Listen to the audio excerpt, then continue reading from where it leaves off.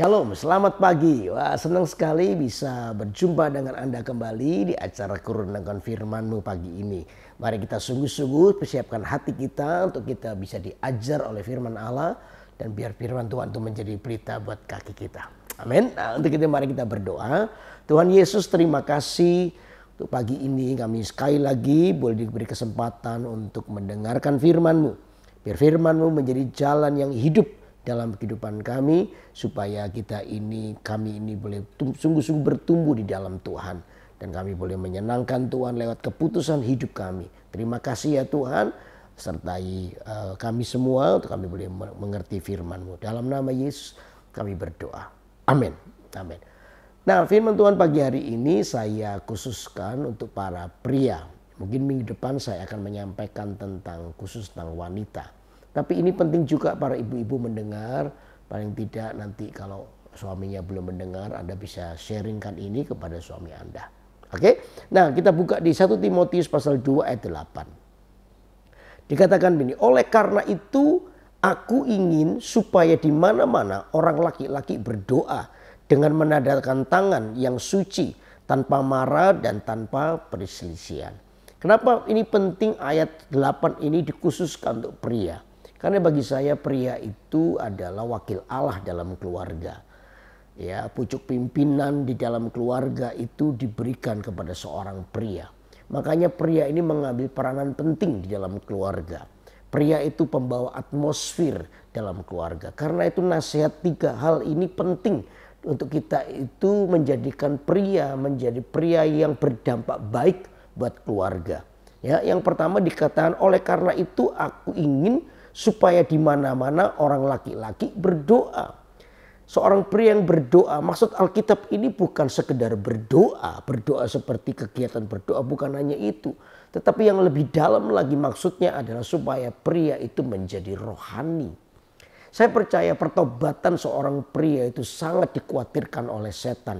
Kenapa? Ketika prianya bertobat, prianya sungguh-sungguh dewasa dalam Tuhan, maka pria ini akan bisa membawa seluruh isi rumahnya takut akan Tuhan. Makanya seorang pria itu sangat menentukan keputusannya. Nah, Alkitab menyarankan yang pertama ini supaya mereka menjadi rohani. Artinya seorang pria harus memiliki kehausan dan kelaparan untuk mereka terus bertumbuh di dalam Tuhan. Kata rohani di sini berarti mereka pertama menjadi teladan bagi anggota keluarganya. Saudara, faktor pemuritan yang terbesar, gereja pasti melakukan pemuritan buat anak-anak. Ya, di gereja kita, kami pemuritan itu untuk anak-anak itu sangat kita perhatikan. Saya melihat para pengajar atau pelayan Tuhan di Eagle Kids kita sangat berjuang untuk menggembalakan atau memuridkan anak-anak. Tapi saya melihat juga bahwa ini cuma 30-40% pengaruh kepada anak. Pengaruh terbesar 60-70% itu di mana? Di keluarga. Bagaimanapun juga peran papa, peran orang tua, papa, mama itu tidak bisa dipisahkan untuk mendidik anak-anaknya di dalam rumah. Makanya itu seorang laki-laki harus rohani. Karena apa? Menurut saya nasihat yang terbaik untuk anak-anak itu bukan hanya dengan perkataan. Tapi nasihat yang terbaik buat anak-anak adalah sebuah teladan hidup. Bagaimana seorang pria ini memberikan teladan yang baik kepada anak-anaknya kalau dia tidak pernah menjadi semakin rohani. Karena itu saudara, jadilah orang yang sungguh-sungguh. Ya, izinkan Tuhan itu menegur hidupmu. Izinkan Tuhan itu menjaga hidupmu. Izinkan firman Allah itu hidup dalam kehidupan kita. Sehingga kita itu membangun ibadah kita itu tiap kali kita beribadah. Ibadah kita itu menjadi ibadah yang sejati. Apa yang dimaksud dengan ibadah yang sejati? Ibadah yang disertai dengan perubahan hidup. Seorang pria harus bertumbuh dalam Tuhan. Seorang pria harus berani untuk meninggalkan semua dosanya. Ya, dan menjadi teladan buat anak-anaknya. Berapa banyak anak-anak mulai kepahitan sama papanya, sama ayahnya. Karena apa? Karena papanya gagal menunjukkan sebuah teladan. Saya melayani anak-anak muda cukup lama dan sampai sekarang pun saya banyak kali menerima konseling-konseling di mana seorang anak kecewa dengan papanya. Ya, tidak bisa melihat figur ayahnya. Karena apa? Ayah gagal memberikan teladan. Ayah gagal untuk menjadi rohani. di dalam keluarganya. Karena itu di waktu yang baik ini saya dorong Anda, ayo para pria, jadilah rohani. Izinkan Tuhan itu membentuk hidupmu. Sehingga Anda pun adalah orang-orang yang mengalami pertobatan yang meningkat. Pada waktu kita terima Yesus itu, ya kita bertobat, tapi itu namanya dasar dari pertobatan. Tapi setelah itu kita harus membangun pertobatan di atasnya. Pertobatan yang disebut dengan pertumbuhan rohani. Anda harus semakin dewasa. Itu yang dialami oleh seorang pria. Jadi nasihat yang pertama, supaya di mana-mana orang laki-laki berdoa, ya, supaya mereka para pria menjadi seorang yang rohani. Yang kedua apa? Ya, laki-laki berdoa dengan menadakan tangan yang suci. Menadakan tangan yang suci itu berarti bicara soal seorang pria yang hidupnya berkenan kepada Tuhan. Itu dimulai dari kekudusan. Saya berani bilang saya berani bilang orang yang konseling dengan saya, lalu mereka mengalami masalah seorang pria. Hampir saya berani katakan 100% pasti pernah jatuh dalam dosa onani atau dosa seks seperti itu. Maafkan saya masih ngomong gini. Tapi ini kenyataan. Pria itu gagal untuk menjaga hidupnya. Ya, pria itu gagal menjaga hidupnya. Dikatakan ini berdoa dengan menandakan tangan yang suci. Tangan yang suci itu berarti bukan hanya bicara soal tangan yang suci, tapi kehidupan yang suci. Pria itu tidak boleh double life. Ya, kita ini saya nggak tahu, dalam konseling selalu saya melihat bahwa pria itu ada sisi bandelnya, ada sisi isengnya, ada sisi merasa tertantang untuk melakukan sesuatu. Itu pria, ya. Dan pria itu kadang-kadang susah untuk diremehkan orang lain. Dia pasti ingin prove something, ingin membuktikan sesuatu. Dan kadang-kadang kalau kita berada di komunitas yang salah, lalu kita ini berusaha ditantang untuk membuktikan sesuatu, kadang-kadang terlalu mudah bagi kita untuk kompromi dengan dosa, termasuk dosa seks. Karena itu menadakan tangan yang suci itu bicara jagalah hatimu, jagalah hidupmu, supaya jangan ada double life, kehidupan yang double. Di rumah Anda kelihatan seperti baik, pria-pria baik, tapi di luar sepengetahuan ya, tidak diketahui oleh keluarga, Anda adalah orang yang punya pengalaman-pengalaman yang buruk tentang seksualita. Anda punya selingkuhan, keapalan dan sebagainya. Dan ini yang menjadi persoalan. Kadang-kadang kita itu tidak bisa menjaga integritas kita. Makanya seorang pria itu harus seorang yang konsisten, yang menjaga integritasnya. Orang-orang seperti ini membutuhkan Yesus dalam hidupnya. Saya percaya tadi yang pertama, ketika kita menjadi rohani, maka kita akan disanggupkan untuk menjadi seorang yang jujur dengan kehidupan kita. Makanya itu seorang pria harus jaga hidup kudusnya. Di tangannya yang suci, yang tidak melakukan hal yang salah. Jangan tinggal dalam double life, kehidupan yang double. Satu sisi kelihatan rohani, tapi satu sisi kita ini berlaku curang bagi keluarga kita atau kepada Tuhan. Nah, ini yang menjadi sebuah perenungan supaya Anda adalah orang-orang yang membangun hidupmu di atas kebenaran dan kesucian. Amin, saudara. Itu yang kedua. Lalu yang ketiga dikatakan tanpa marah dan tanpa perselisihan. Saudara, tanpa marah dan tanpa perselisihan. Tadi saya bilang, seorang pria itu membawa atmosfer.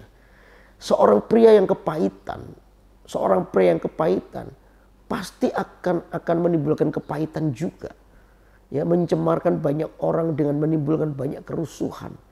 Ya, seorang pria kalau dia hidup dalam kepahitan, yang pertama, seorang pria itu akan kehilangan potensi. Ingat ya, iblis itu selalu memukul yang namanya gengsi atau harga diri seorang pria. Begitu seorang pria kepahitan, maka orang ini akan susah untuk melihat sebuah potensi yang lain. Demi sebuah gengsi, demi sebuah harga diri, dia mempertahankan hidupnya. Ya, demi itu dia nggak peduli dengan istri dan anaknya. Banyak pria-pria yang ketika gagal dalam bisnis, mereka lebih memilih untuk terus terdiam dan tidak melakukan apa-apa. Gara-gara apa? Hatinya diselimuti dengan kepahitan dan kekecewaan. Sedang di sisi yang lain istri dan anaknya butuh kehidupan. Nah, disinilah kadang-kadang seorang wanita bertindak demi menyelamatkan anak-anaknya. Maka yang bekerja adalah seorang wanita, prianya nggak bisa. Dia tetap merenungkan nasibnya yang kecewa dan marah itu tadi. Wanita akhirnya bekerja demi anaknya, dia cari uang dan sebagainya. Nah, disinilah mulai terjadi sebuah pergeseran di mana wanita mulai dominan karena apa? Wanita yang kerja, wanita yang cari uang, sedangkan prianya tinggal dalam kepahitan dan kekecewaannya. Nggak bisa apa-apa, nggak bisa kerja, nggak bisa apa-apa. Wanitanya bekerja, akhirnya wanitanya dominan. Wanita dominan itu salah. Minggu depan saya akan bahas ini.